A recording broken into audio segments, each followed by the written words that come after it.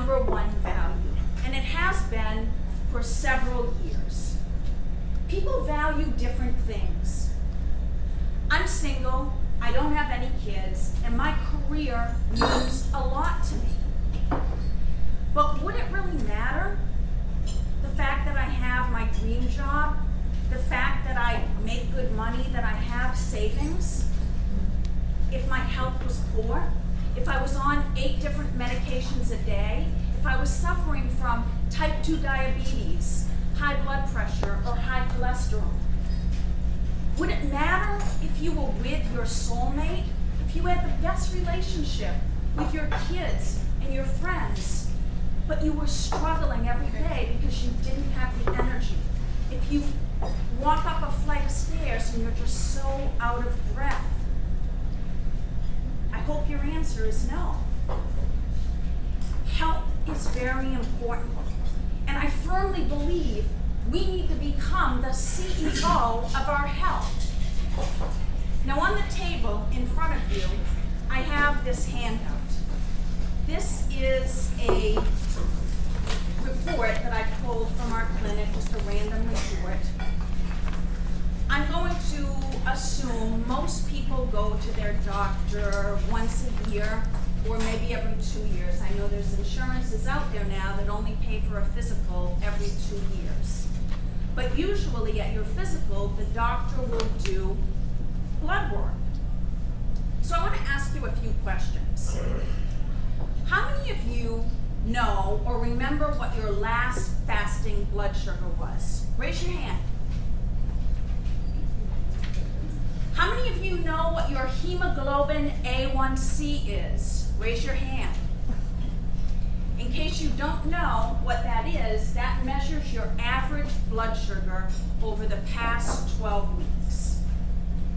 I have one more question for you, and then that's it, I promise.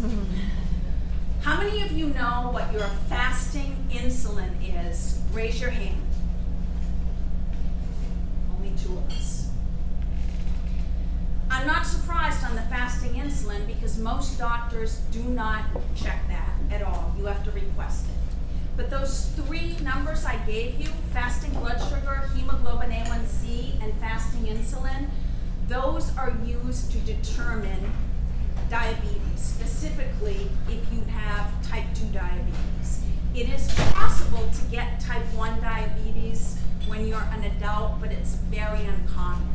Type 2 diabetes is becoming an epidemic in the United States. And unfortunately, doctors can only do so much. My business partner, Alicia, is a primary care physician. I'm a silent partner in her practice. She's a great doctor. You come into our clinic as a new patient, you get 45 minutes. But there's only so much a doctor can do. The majority of doctors out there, they're treating the symptoms and not the cause. That's not the case in our clinic, but again, she can only do so much. And let me tell you that primary care is the lowest paid of any of the doctors. You have your primary care, internal medicine, endocrinologist, cardiologist, there's many different aspects of medicine. Primary care, what insurance pays us, it's the lowest of any practice out there. A lot of people have this idea that doctors are rich, that they're just rolling in the money. That's not the case.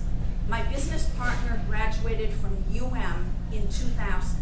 She had no debt before medical school. She was fortunate enough to have parents who paid for her undergrad college, and she went to UM having a good-sized scholarship. Today, it's 19 years later, she's paying student loans that are the amount of many people's mortgage. I'm going to give you a situation, and let me pick on Dr. Joe because I know he's probably as fanatical about his health as I am. But let's just say Joe comes into our practice for an annual physical, and she runs blood work, and this comes back, and say it comes back with Joe having a fasting blood sugar of 102 and a hemoglobin A1C of 6. With those numbers, that means Joe is pre-diabetic. There's many doctors out there who would say, okay, Joe, we need to prescribe metformin for you. You need to take this once a day. We'll see you back in 6 weeks. Without even explaining what prediabetes is. Now, if Joe came into our clinic, he would get called back in, and Alicia would sit with him and say, hey, Joe, your numbers, you are pre-diabetic, but the good news is this can be reversed. She would probably not put Joe on medication. She would tell him, you need to change your diet, cut out the sugar, watch the carbohydrates. She would probably encourage him to go out and buy one of these. This is a glucometer. This is something that anybody can buy. It measures your blood sugar. It's not that expensive. You can get it in Walgreens for $20, $25. You buy some strips, and she would tell him, check your blood sugar in the morning, check it after a meal, and Joe would need to become the CEO of his health. She can't call him once a week and, hey Joe, how you doing? How's your diet been this week? No, he has to take an interest in his health, like all of us have to do.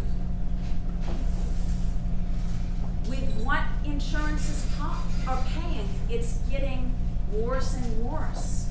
At many practices, you're lucky if you even see a doctor. You might see a nurse practitioner, or a PA.